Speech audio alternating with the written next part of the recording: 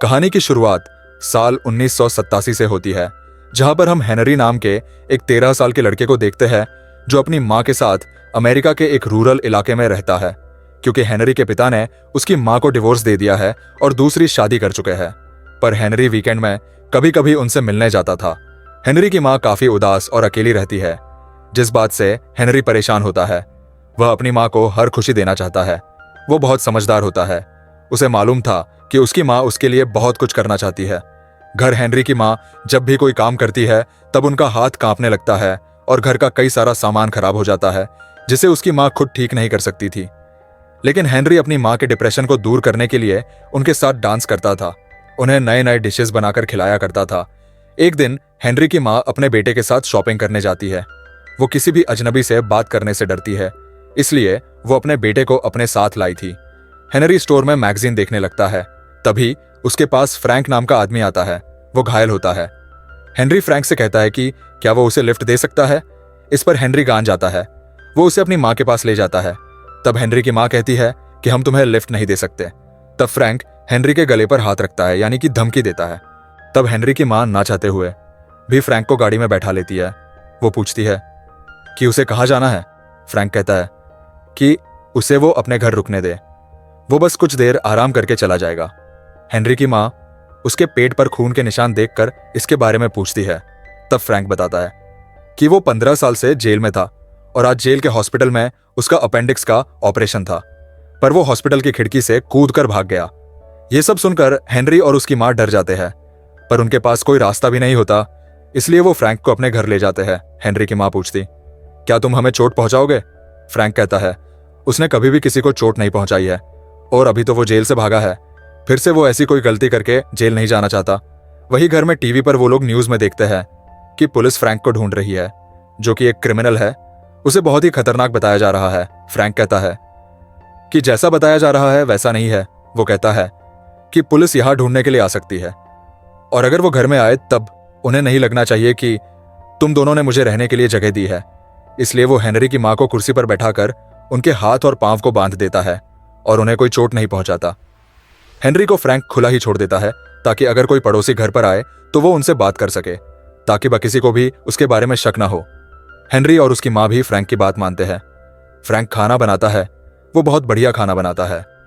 Henry की मां के पास बैठकर वो खाना खाने लगता है, पर उसकी मां के हाथ बंधे होते हैं, इसलिए वो उसे खिलाता है और वो भी बिना डरे खाती है।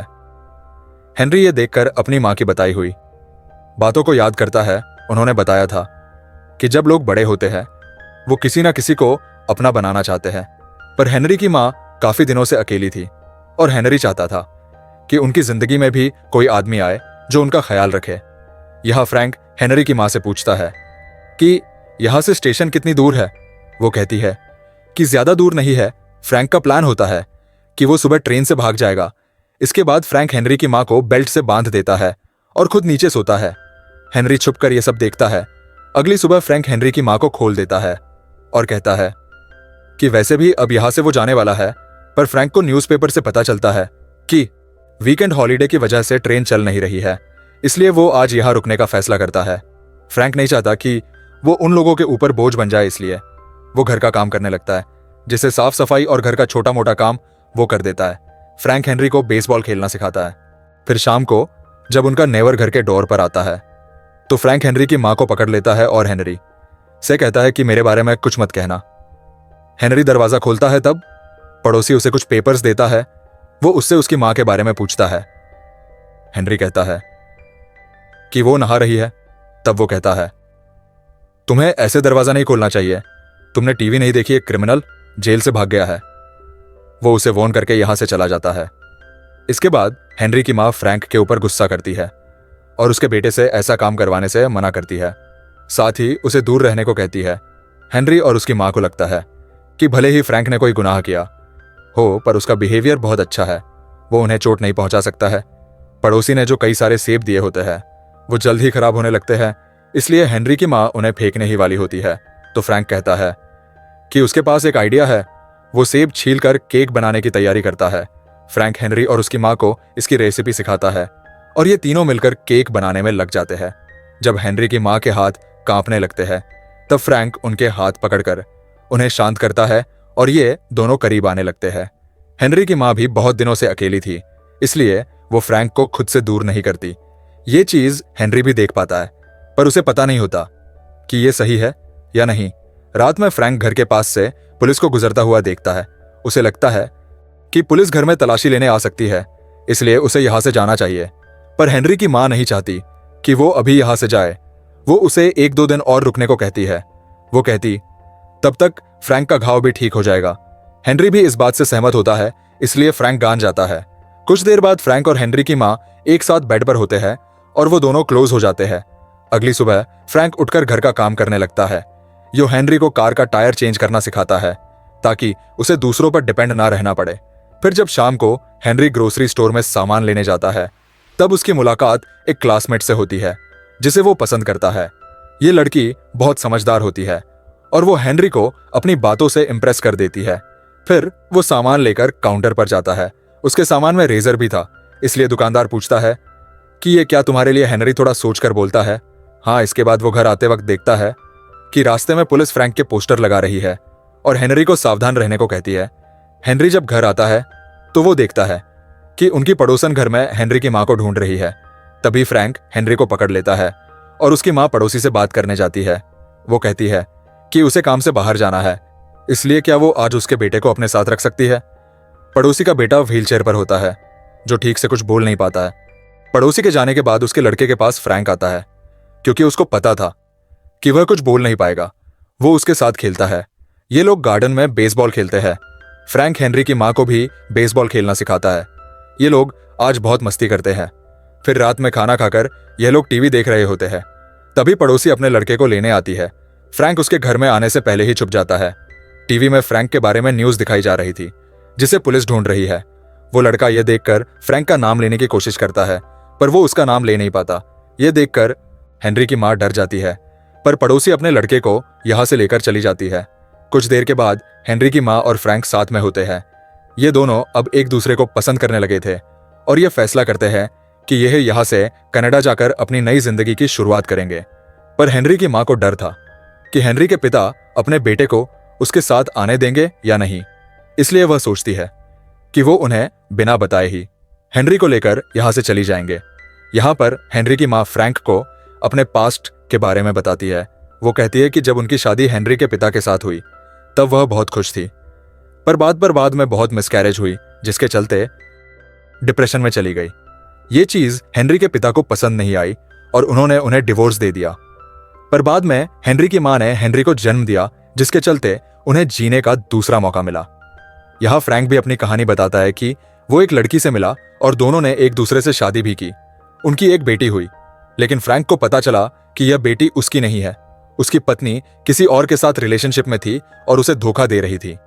फ्रैंक अपनी पत्नी को डिवोर्स देना चाहता था, लेकिन उसकी पत्नी ने अपनी ही बेटी को बाथटब में डालकर मार डाला, जिससे गुस्सा होकर फ्रैंक ने उसे जब धक्का दिया तब वह सीढ़ी से गिर गई और अनजाने में उसकी पत्नी की मौत हो गई। फिर पुलिस ने आकर उसे अपनी पत्नी और बेटी के खून के जुर्म में पकड़ लिया। अगली सुबह हेनरी की मां हेनरी को बोलती है कि वह तीनों कुछ ही दिनों में कनाडा शिफ्ट होने वाले हैं, पर हेनरी यह सुनकर खुश नहीं होता। तब उसकी मां उसे लाइब्रेरी में जाकर कुछ बुक्स लाने को कहती है, क्योंकि उन्हें कनाडा के वीजा से रिलेटेड कुछ जानकारी चाहिए थी। इसके बाद हेनरी लाइब्रेरी में जाता है और अपनी मां की बताई हुई बुक लाता है। तभी उसकी मुलाकात उसी लड़की से होती है जिसे वह पसंद करता है। हेनरी उससे पूछता है कि तुम यहाँ पर किसके साथ रहती हो। वह कहती है कि उसके माता पिता का डिवोर्स हो चुका है और उसकी मां ने अपने बॉयफ्रेंड से शादी कर ली है। वह भी अपने पापा के साथ रहती है। हेनरी बताता है कि उसकी मां का अभी अभी एक बॉयफ्रेंड बना है, जिस पर वो लड़की कहती है कि तुम्हें उसे घर से बाहर कर देना चाहिए, नहीं तो वो दोनों शादी करके तुम्हें छोड़ देंगे। पर हेनरी को यकीन था कि फ्रैंक ऐसा नहीं है और उसकी मां भी उसके साथ ऐसा नहीं करेगी। फिर वह घर पर बुक लाता है। रात में हेनरी के पापा उसे रेस्टोरेंट में लेकर जाते हैं, जहां उनके भी बच्चे होते हैं। हेनरी के पापा पूछते हैं उसे कौन सा स्पोर्ट्स खेलना पसंद है। वो कहता है कि मुझे डांस करना पसंद है। ये बात हेनरी के पापा को पसंद नहीं आती। वह कहता है, देखो तुम्हारी डांस करना पसंद है, पर इसमें कुछ भी नहीं रखा। फिर उसके पापा हेनरी को घर छोड़ देते हैं। वह घर में फ्रैंक और अपनी मां को तेज म्यूजिक पर डांस करते हुए देखता है, पर वह नाराज होता है। वो उनके साथ कनाडा नहीं जाना चाहता है, पर हेनरी की मां उसे अकेला नहीं छोड़ सकती। अगले दिन फ्रैंक और हेनरी की मां सामान बांधने लगते हैं, क्योंकि कल वह कनाडा के लिए निकल जाएंगे। हेनरी अपनी दोस्त से आखिरी बार मिलना चाहता है, इसलिए वह उसके पास जाता है और बता देता है कि कल वह कनाडा जा रहा है। पर वह रुकने को कहती है। हेनरी बता देता है कि उसकी माँ का बॉयफ्रेंड फ्रैंक है, जिसे पुलिस ढूंढ रही है। वो लड़की कहती है, तुम अपनी माँ को मरता हुआ देखना चाहते हो, क्योंकि पुलिस जब उन दोनों को साथ में देखेगी तो उन्हें मार देगी। उधर फ्रैंक की चोट में इन्फेक्शन हो गया था, इसलिए हेनरी की माँ दवा लेने जाती है। पर जब कार स्टार्ट करती है तो वह किसी सोच में पड़ जाती है। तो फ्रैंक उनके पास आता है और पूछता है कि तुम यहां से जाना चाहती हो ना। इस पर वह हाँ कहती है। हेनरी की माँ को डर था कि फ्रैंक हेनरी को अपना गया फिर नहीं, या फिर समय वो अपने बेटे से कहीं दूर ना हो जाए। लेकिन फ्रैंक कहता है कि वह हेनरी को अपना बेटा ही मानता है। यह सुनकर हेनरी की माँ को खुशी होती है। अगले दिन ये लोग घर की सफाई करते हैं, क्योंकि आज ये लोग यहां से जाने वाले हैं। हेनरी सोचता है कि उसकी माँ अगर एक क्रिमिनल के साथ भागने वाली है और अगर पुलिस ने उनको पकड़ लिया तब उनकी जान जा सकती है। वो पुलिस को फ्रैंक के बारे में बताने की सोचता है, लेकिन उसकी माँ की खुशी फ्रैंक में थी, इसलिए वह इस बारे में कुछ भी नहीं करता। हेनरी एक लेटर अपने पिता को लिखता है कि वह कनाडा जा रहे हैं, जिसके बारे में हेनरी की माँ ने उन्हें नहीं बताया था। हेनरी चुपचाप घर से बाहर जाता है और अपने पापा के घर के मेल बॉक्स में लेटर छोड़ देता है। फिर वह जब घर आ रहा होता है तब एक पुलिस ऑफिसर वहां से गाड़ी लेकर गुजर रहा होता है। वह हेनरी को घर छोड़ने के लिए कहता है। हेनरी उसके साथ जाना तो नहीं चाहता था, पर उसे ऑफिसर की बात माननी पड़ती है। ऑफिसर हेनरी को घर छोड़ देता है। वही गाड़ी में हेनरी की माँ सामान रख रही होती है। पुलिस ऑफिसर जब सामान से भरी कार को देखता है तो उसे शक होने लगता है कि आखिर ये कहाँ जा रहे हैं। हेनरी की माँ उन्हें बताती है कि वह इन्हें बेचने जा रहे हैं। वह कहता है ठीक है, पर उसे खाली घर देखकर कुछ गड़बड़ लगती है, बट उसे कुछ दिखाई नहीं देता, इसलिए ऑफिसर यहां से चला जाता है। फ्रैंक यह सब छुपकर देख रहा होता है। वह हेनरी की माँ से कहता है कि हमें जल्दी यहां से जाना चाहिए, पुलिस को हम पर शक हो गया है। इसके बाद हेनरी और उसकी माँ बैंक से पैसे निकालने के लिए बैंक जाते हैं। वह अपने अकाउंट से सारे पैसे निकालने के लिए एम्प्लॉय से कहती है। तब बैंक के एम्प्लॉय को उस पर शक होता है, इसलिए वह मैनेजर से बात करती है। हेनरी की माँ से पूछते हैं कि क्या वह किसी मुसीबत में है। वह कहती है वो बार बार बैंक नहीं आना चाहती, इसलिए वह एक ही बार में पैसा निकाल रही है। यह सुनकर वह उसको पैसे दे देते हैं। यहाँ घर पर फ्रैंक अकेला होता है। तब उसके पास उनकी पड़ोसी आती है, जो फ्रैंक को देखकर हैरान हो जाती है। फ्रैंक कहता है कि वह हेनरी की माँ का दोस्त है और वह यहाँ पर काम से आया है।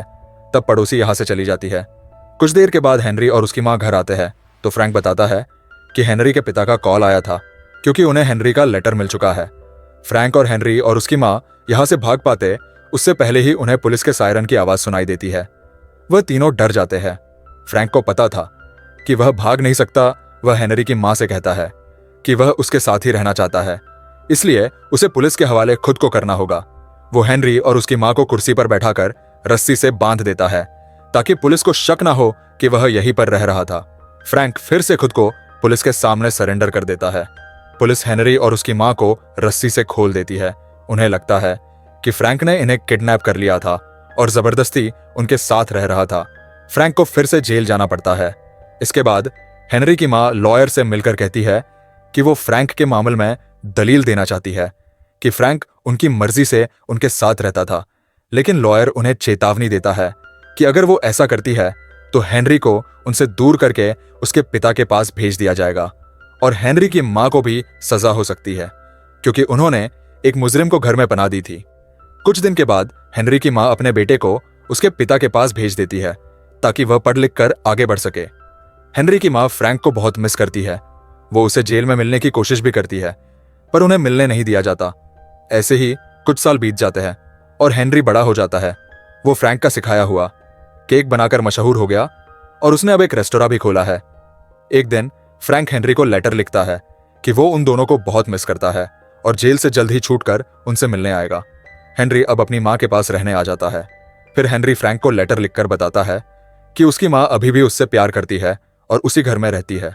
कुछ दिन के बाद फ्रैंक जेल से बाहर निकल आता है और हेनरी की माँ से मिलता है। ये दोनों गले मिलकर रोने लगते हैं और इसी के साथ मूवी खत्म हो जाती है। दोस्तों, आपने यहां तक वीडियो देखी, उसके लिए थैंक यू वेरी मच। अब आपके लिए एक सवाल है कि मूवी में हेनरी सबसे पहले फ्रैंक से कहां पर मिला था? इसका आंसर कमेंट सेक्शन में जरूर लिखिए।